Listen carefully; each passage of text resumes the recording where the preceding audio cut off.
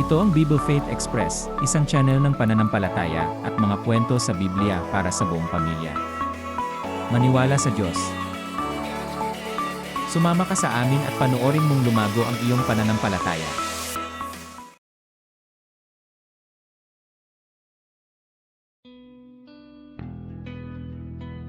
Sa simula, nang ang sangkatauhan ay magkasala, nagbigay ang Diyos ng isang pangako. Isang pangako na balang araw, ang binhi ng babae ang dudurog sa ulo ng ahas.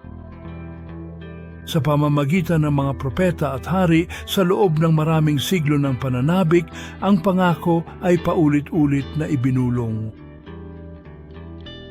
Ipinahayag ni Isaias, sa atin ay ipinanganak ang isang bata, ipinanganak ang isang anak na lalaki, at ang pamamahala ay maaatang sa kaniyang mga balikat. At ngayon, sa kaganapan ng panahon, naghanda ang langit upang tuparin ang matagal nang hinihintay ng lupa. Sa tahimik na nayo ng Nazareth ay nakatira ang isang dalagang nagngangalang Maria. Simple lang ang buhay niya, pero puno ng pananampalataya ang puso niya. Isang gabi, habang siya ay nananalangin, ang liwanag ng langit ay pumuno sa kanyang silid. Isang anghel ang lumitaw na nagniningning at marilag na nagsasabing, "Mabuhay, ikaw na pinakapaboran, ang Panginoon ay sumasa iyo. Huwag kang matakot, Maria, sapagkat nakasumpong ka ng biyaya kasama ang Diyos. Maglilihi ka at manganganak ng isang lalaki at tatawagin mo siyang Jesus. Siya ay magiging dakila, anak ng kataas-taasan, at ang kaniyang kaharian ay hindi magwawakas." Nanginig si Maria at bumulong, paanong mangyayari ito, gayong wala pa akong nakikilalang lalaki?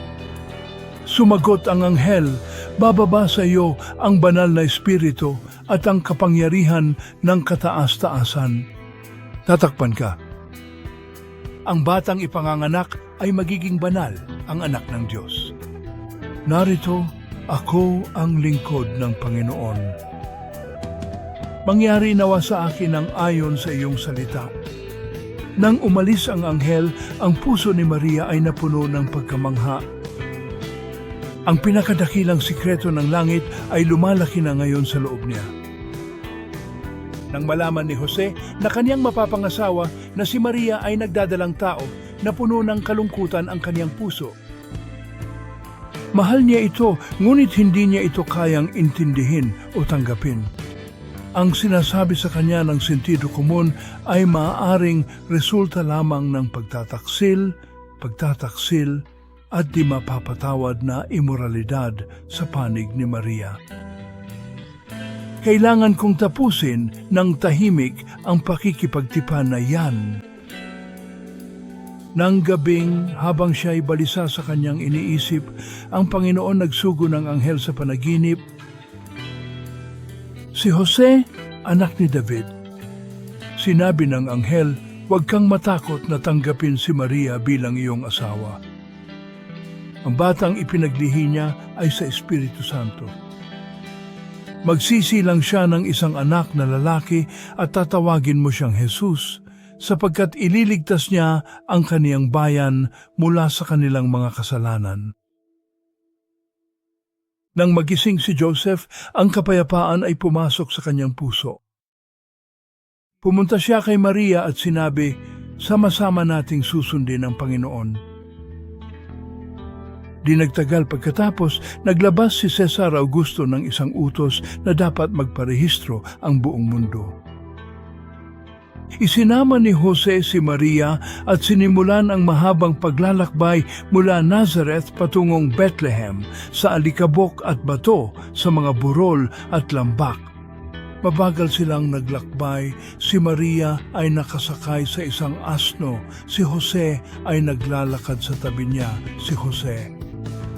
Mahaba ang daan at mabigat ang aking dinadala, kasama ang bata.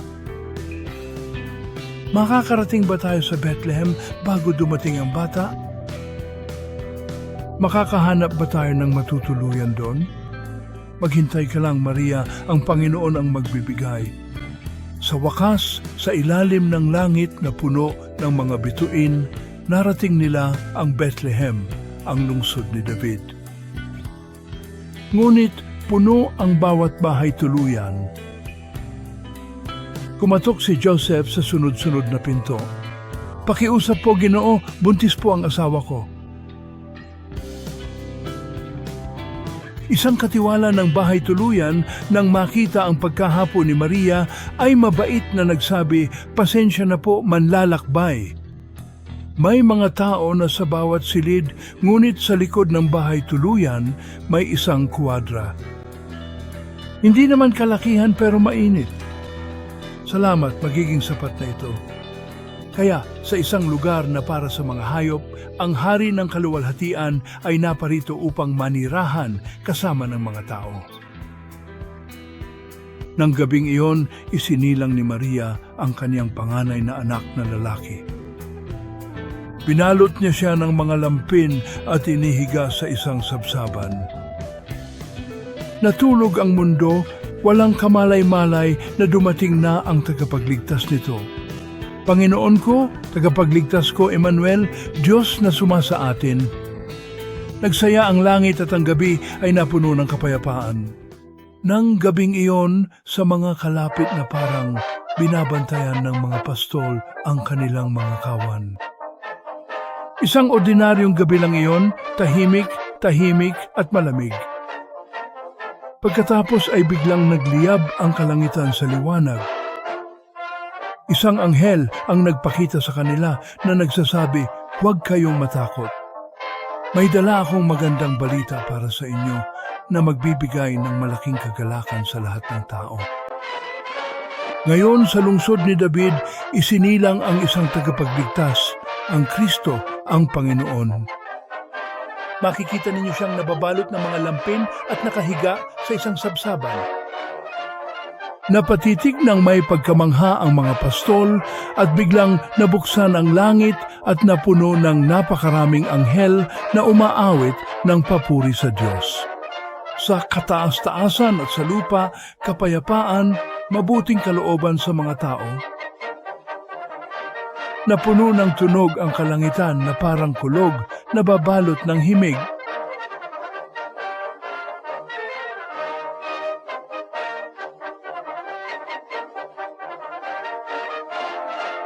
Tayo na't pumunta sa Bethlehem, tingnan natin ang bagay na ito na ipinaalam sa atin ng Panginoon. Nagmadali sila sa buong gabi at natagpuan sina Maria, Jose at ang sanggol na nakahiga sa sabsaban. Gaya ng sinabi ng anghel, totoo, dumating na ang tagapagligtas. Oo, natupad na ang pangako. Yumuko ang mga pastol at lumuluha, ang kanilang mga puso ay umaapaw sa kagalakan. Pagsapit ng umaga, ikinalat nila ang balita sa lahat ng dako na sinasabing nakita namin ang Mesiyas at lahat ng nakarinig nito ay namangha. Ngunit iningatan ni Maria ang mga bagay na ito sa kaniyang puso na paulit-ulit na pinag-iisipan ng may tahimik na pagkamangha. Sa malayong silangan, pinag-aralan ng mga pantas ang mga bituin. Sila ay mga eskolar at mga naghahanap na nagbabantay sa mga tanda mula sa langit. Isang gabi, nakita nila ang isang makinang na bituin na sumisikat sa langit, mas maliwanag pa kaysa sa anumang bituin na kanilang nakita. Ang bituin na ito ay nagmamarka ng kapanganakan ng isang hari. At kaya naghanda sila ng isang karaban at naglakbay patawid sa mga disyerto at mga bundok. Sinusundan ang bituin na hindi kumukupas. Pagkatapos ng maraming linggong paglalakbay, inakay sila ng bituin patungo sa lupain ng Huda at sa wakas, huminto ito sa ibabaw ng Bethlehem. Pumasok sila sa isang simpleng bahay at doon nila natagpuan ang bata kasama ang kanyang ina. Punong-puno pa rin ng mga regalo ang hangin. Ang mga pantas na lalaki ay nagpatira pa at sumamba sa kanya. Pinuksan nila ang kanilang mga kayamanan at inihandog ang kanilang mga regalo. Ginto para sa kanyang pagkahari, insenso para sa kanyang kabanalan, at mira para sa sakripisyong gagawin niya balang araw. At nang sila'y umalis, sila'y nagalak sapagkat nakita nila mismo ng kanilang mga mata ang pagliligtas ng Diyos.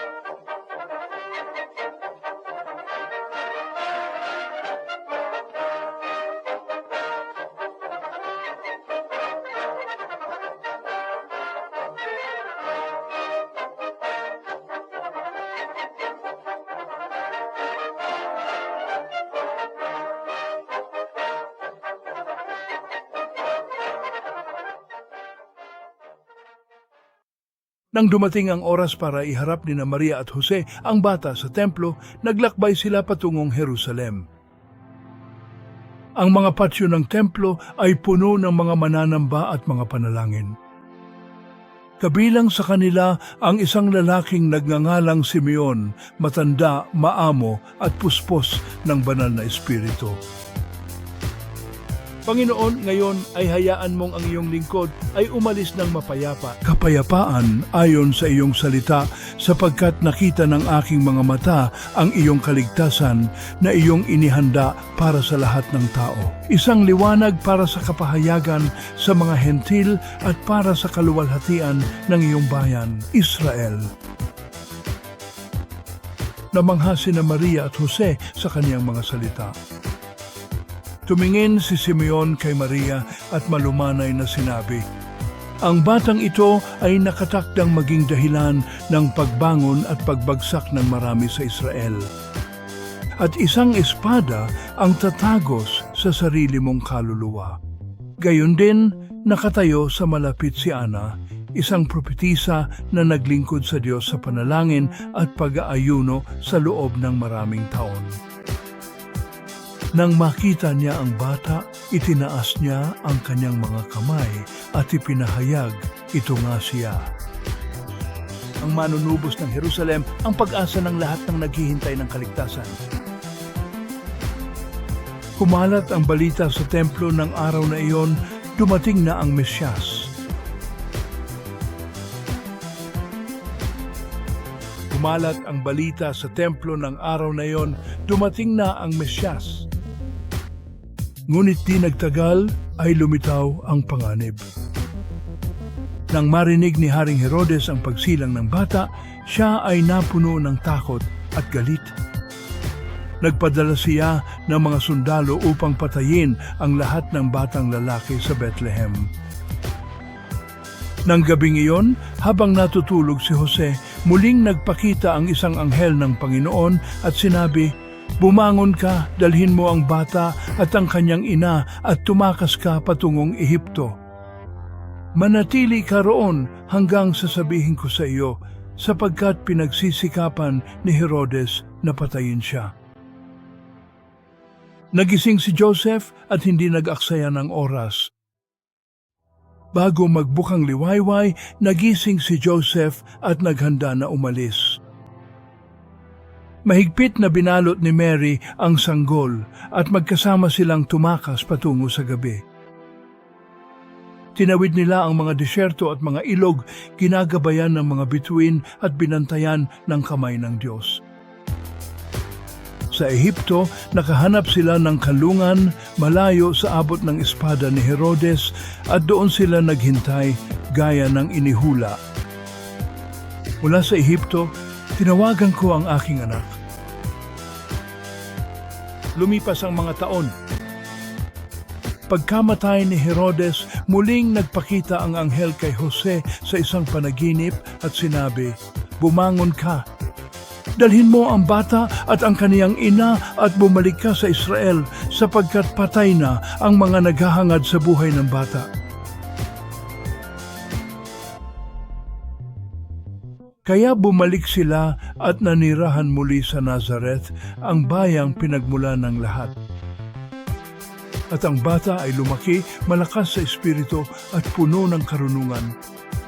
At ang biyaya ng Diyos ay nasa kanya. Siya na ipinanganak sa isang sabsaban ay balang araw ay lalakad sa mga kalsada ng Galilea, pagagalingin ang mga may sakit at ibibigay ang kanyang buhay para sa mundo. Mula sa duyan hanggang sa krus, mula sa sabsaban hanggang sa trono, nagsimula na ang kanyang kwento. Hindi siya dumating na may kapangyarihan, kundi may kababaang loob. Hindi para hatulan, kundi para iligtas. Dumating na ang liwanag at hindi ito kayang talunin ng kadiliman. Ngayon sa lungsod ni David, isang tagapagligtas ang isinilang sa inyo. Siya si Kristo, ang Panginoon, at ang salita ay nagkatawang tao at nanahan sa gitna natin, puspos ng biyaya at katotohanan.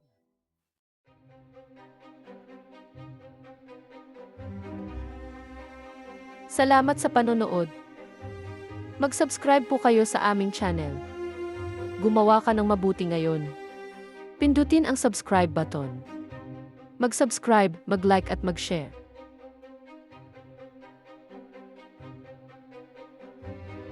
Salamat sa panonood ng Bible Faith Express.